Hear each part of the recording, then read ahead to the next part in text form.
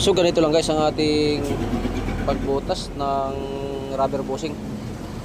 Gagawin natin pambusing sa muli. Yan, kailangan natin ng tubo na matulis. At bago natin dandanin pagpalo, kailangan natin lagyan ng tubig para mabilis lang ang pagbutas sa guma. Ayan. Kaya ito lang guys, kasimple ang ating pagbutas.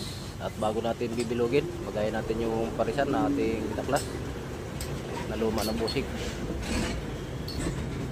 Ayan guys, bali 12 piraso ang ating gagawin na rubber bushing para sa muli ng truck. Ayan, sa nagtatanong ko pala dyan sa aking shop, dito lang tayo guys sa bypass road sa Santa Maria, Bulacan. PM lang mga idol sa interesado sa aking magawa. Ayan, nandito lang guys ang ating video. Like and share.